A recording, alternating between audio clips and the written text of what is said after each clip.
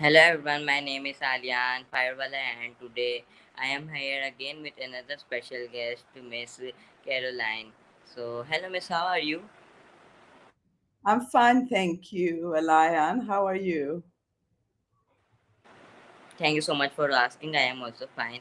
So, first of all, I want to very thankful to you for giving me your precious time. You're very welcome. Where are you Thank you. now in the world? Pakistan. Okay. So, before moving on the question, can you please introduce yourself?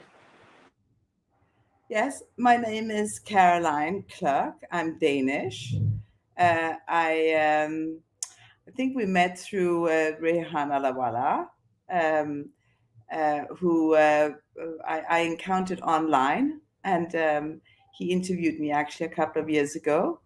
I'm based in Denmark. I've been living in many different places: London, Switzerland, and currently I'm based in Stockholm, Sweden. For the past um, for the past 2 years, I've been working with humanitarian aid, and I started with work with the situation in Afghanistan.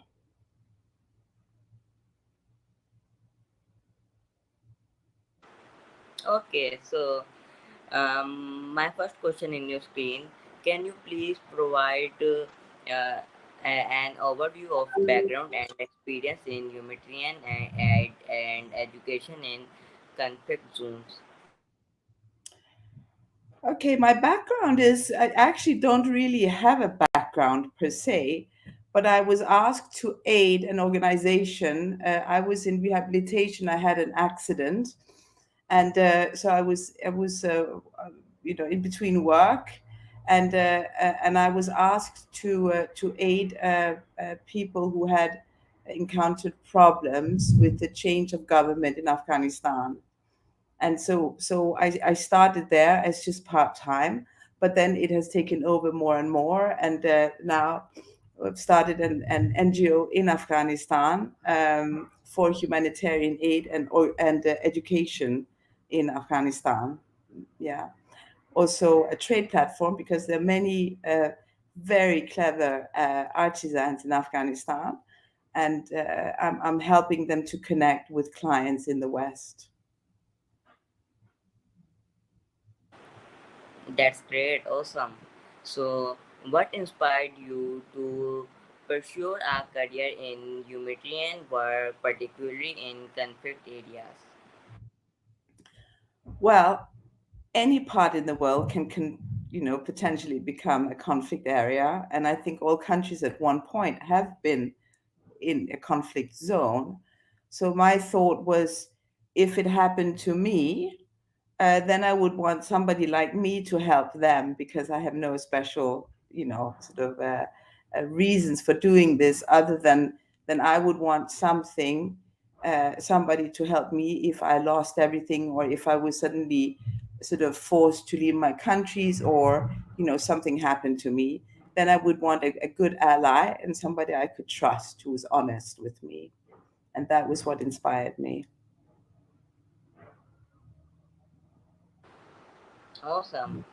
So, could you share some of the most memorable experience or stories from your work in conflict zones?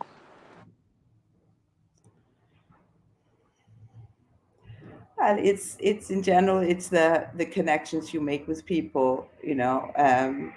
I would think that when somebody is very traumatized or has given up, I can't really give exact help. I mean, there was somebody I helped who was sort of on the verge of not wanting to continue, and it was the feeling of not being forgotten, that I was a link to life for this person who had been very isolated for a while. Um, that that feels very inspiring, and that person is now sort of flourishing. It's not easy, but it's flourishing. Another aid I had was with a family who had really problems and they couldn't continue because they were because of the previous work they had done, and because they were of an ethnic minority. They had to leave Afghanistan, and on very short notice, they got an interview to an embassy here in Europe, but they were frozen because it was very difficult. You know, the situation at the border, there was a huge responsibility for the father of this family to take their, you know, his wife and daughters on a journey, and there no guarantees, right? So I think that sort of that I could be his extended him, you know, because I was in a safe space. I could see very clearly in the situation. I had, I was able to help. So, so, so that person actually got from A to B in time, and then from B to C, and is now able to provide help and education for his daughters, and medical help for wife, and also potentially to rebuild and help his country from abroad. He couldn't do that from home, which he was very sad not to be able to. So that are two examples.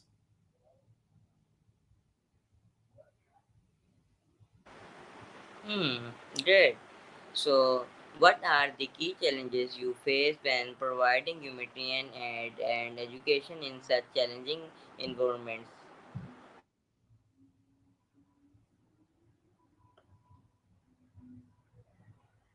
Um, I think I think one of the key challenges is um, building trust, like really trust, and that people tell you the truth, because often people uh, sometimes tend to tell you what they think you want to hear, but actually to come down to the truth of the situation. I think that is I'm just reading your I'm reading your questions.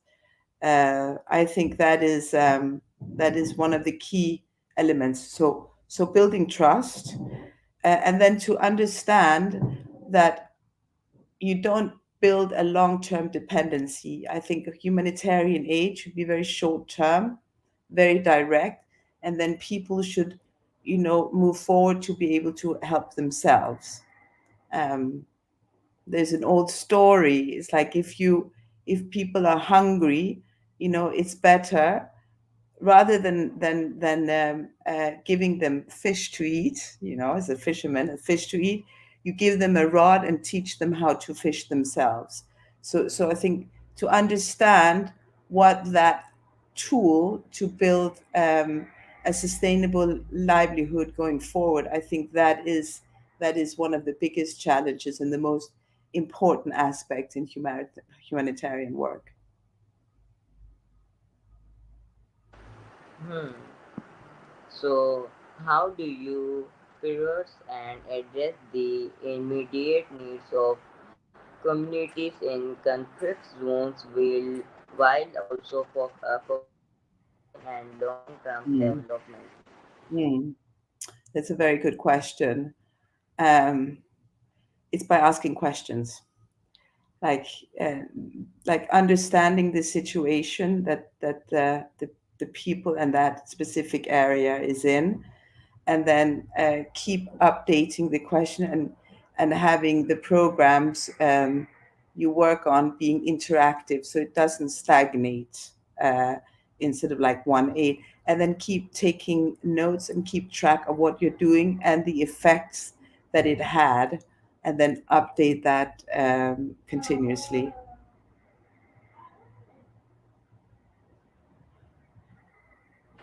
And then also, sorry, the Great. last thing is that the aid actually reaches the people who needs it the most, because that's not often the case. You know, sometimes the aid reaches to those who are there or to some middleman, but actually to get it to the people who really need it, I think that's very challenging. So it asks for a very, very good network. Wow. So, what are the primary objects and goals of your organization in conflict areas, and how do you work to achieve them? Well, it's a little bit alluding to what I said before. It's like knowing, like the goal is to make people self-sufficient and mentally strong. When you are in a conflict situation, it's very taxing on your mental strength. So to keep working on that, I think is very important. Um, and the goal is, as I say, is to make people self-sufficient. And sometimes, it's not what you necessarily think is the best way, but like to keep fostering like an entrepreneurial skill in people. Yeah. And then also like to always foster curiosity and interest. So my interest, I shouldn't know, I should be interested in asking questions, and it's the same from the people who need help, so they don't become like permanently dependent. Yeah. Strong mental strength. Yeah, mental strength is important, I think. Hmm, great. So, can you discuss the importance of education in conflict zone and its impact on the affected communities? To me, education is key, um, and it's a way of elevating the mind. Again, learning critical thinking, so that you learn new ways of approaching things. It's a way of connecting with others. If you can't read or write, it's difficult. You can't build a strong community going forward, because you don't often, like, it's difficult for you to get messages without them being uh, um, subject to somebody's interpretation. I think, like, once you, like, it's a road to independency and also to interdependency, not codependency. If you don't have any education, you become very, very dependent on the people who have an education, or the people who have some sort of power over you, because you have no way of breaking free from it. I think, we talk of education, but like being a constant student and always wanting to learn. I think that's super important. And now I'm working in a country where half of the population is being deprived from education. I think it's a problem, and I think it's a misunderstanding of the connection between the masculine and the feminine.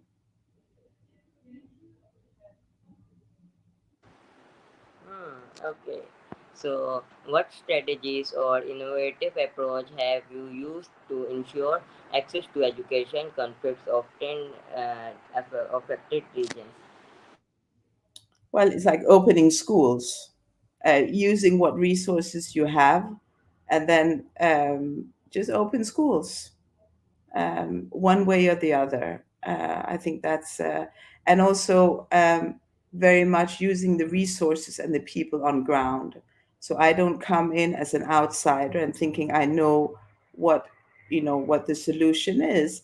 Like what might be a good formula in one country might not work in another country, because of cultural differences, belief systems. It can be climate as well. So it's really like understanding what the dynamics are in that country, and then working from there.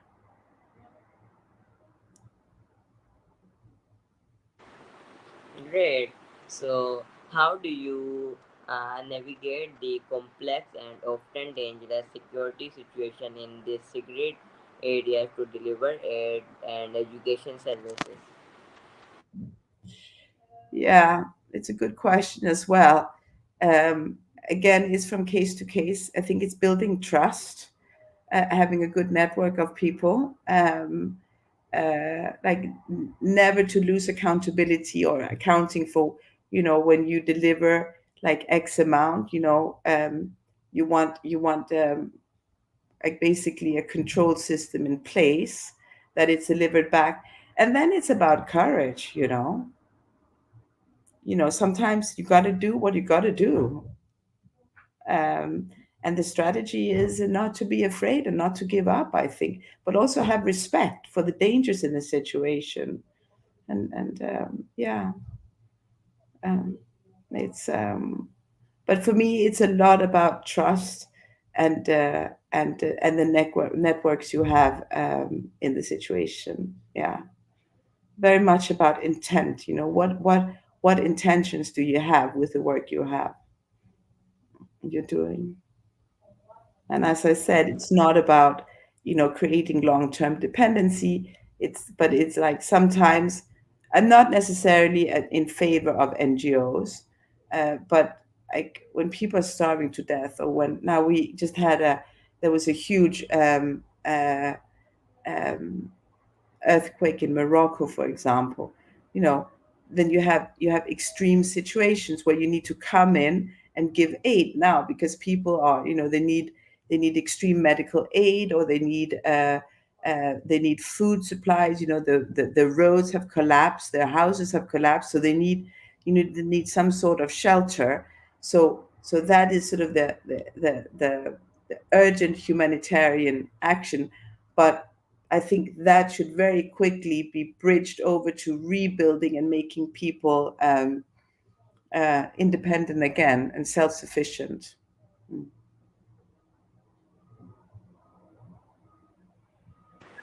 Wonderful.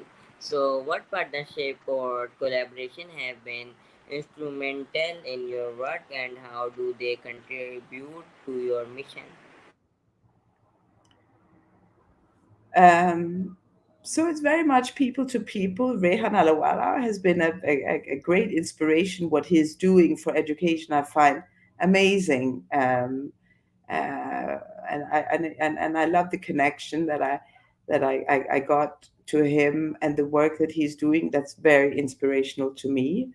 Um, and then it's the people on ground that I'm working with now in Afghanistan. I bet you have to go back and look at your question because it disappeared from the screen.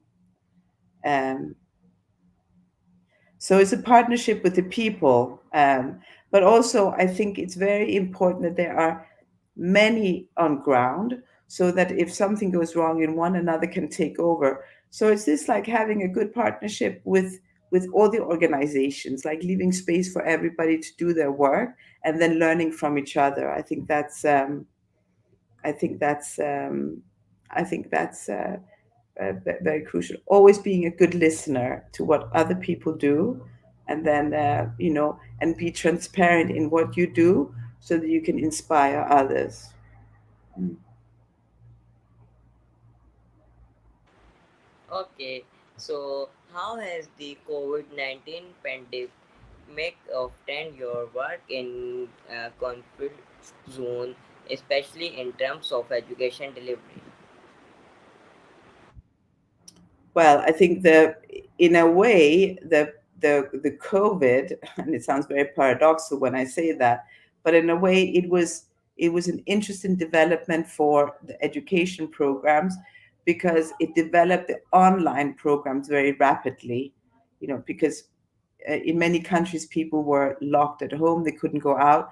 So like you had Zoom that came out, and like a lot of different platforms where people could conduct online meetings or online classes. I think so that was a good outcome of the in a terrible situation. um, but other than that, like COVID has not really affected me. I mean, I think in many ways, COVID was just a blip in another words, like a very terrible situation. It was just like another terrible thing on top of it. But it was not like where I come from, where that took complete over, and that was the main topic. Here, that is not necessarily the main topic. It's just an added thing to it, but it hasn't really affected the work that I've done so much. Perhaps Amazing. money allocated to COVID offers. That could be one thing that I haven't really sort of seen necessarily. Yeah, but yeah. Wow. So, can you share examples of success in debate or project that we have that have had a positive impact on the lives of people in conflict areas? Yeah, working on mental health, I think, has been really good. Some groups have felt very targeted and become very hopeless. So, building a network where there can be a support, where they feel that there's trust and confidentiality, I think that is one thing that I don't know if I can say proud of, but I think that has been very, very important. Um, um, uh, and then just keeping that not being having felt forgotten. I think we have a shorter and shorter attention span, right? So like people move from one catastrophe to the other, and it's like the next new thing, right? uh, and then like certain things might have been started in one area, but then it's forgotten. It doesn't really get the media attention. I can see it in Europe, for example, where I'm based. Like there was a huge uh, focus on what happened in Afghanistan for a while, but then it sort of got like um, it was not like the news anymore. It was just like it just went on and on and on. And then you had the problems with the people who were leaving and the conflicts, and it's not easy. And then suddenly Ukraine happened, and that sort of like put everything that was going on in Afghanistan very much on hold, and a lot of people left to work on that. So I can see this short attention is a challenge, and then not having a long-term strategy or long-term plan for it. That is a problem for many individuals and for some organizations as well. Some organizations pull out for political reasons. They cannot, there are sanctions. They cannot work, or they have a political like internal agreement that they will not work in countries, for example, where they put such like heavy sanctions on women. It's against human rights. um, I think in whether whatever religion your country belongs to, there are certain basic human rights where a right to education is one. And when this was just sort of like the promises given and they went back on it, I think that many organizations say, okay, then we can't, because where does our help go to? It's to a regime that we cannot support. I think and I forgot the question a bit, but I think that sort of there you have to navigate a bit. I don't know if I'm answering your question, but yeah. Mm. The misconception Okay. challenge we have about humanitarian. Yeah, and then it's also that it's constantly super dangerous. It is dangerous, of course, but often you read more when you're on ground. Um, you can navigate much more. People read so much in media. It's like, um, and then they get very afraid of what's going on. But when you actually are on location, the situation is very different than what is conveyed in media. Yeah. Wow. So, what are the biggest misconceptions or challenges that people often have about humanitarian work in conflict zone? Well, I think I answered that question just before I sort of jumped a little bit ahead. So it's like um, you only know what you read. So it's like it's dangerous. Often it's like, isn't it dangerous for your family as well? Will there be retaliations? I don't know if it's a misconception, but that's something that really holds people back. Um, uh, yeah. Um, what were I'm just looking back, safety and well-being. What was your question again? the misconception or challenges that people often have about, um, yeah, I don't know. Sometimes people have, like, people get what they deserve. That's one misconception. You know, All they right. live in peace, and now they have chaos. I think that's one big misconception. I think many I think many stories are manipulated. I think that people don't have the patience or the sort of or the like to go down and fully understand what the like how complex it is. Yeah, and how we are often very interconnected in ways that it's often like them, whereas I see us all as one in a way. So like when someone, like if one part of the world suffers really really badly and I can sit and eat cake all day, I think there's something wrong. I cannot enjoy my cake, put it that way, or my fancy whatever it is, if other people or other parts of the country of the world are suffering to provide like uh, um, abundance for another. I think we live in a world where there should be enough for everyone.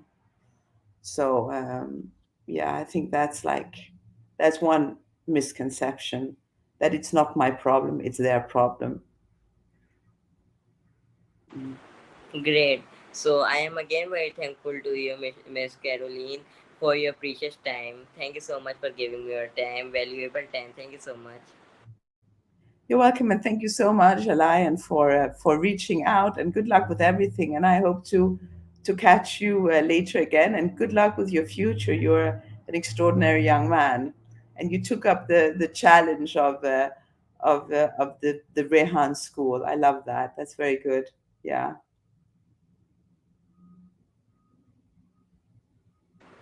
Thank you so much. you're welcome.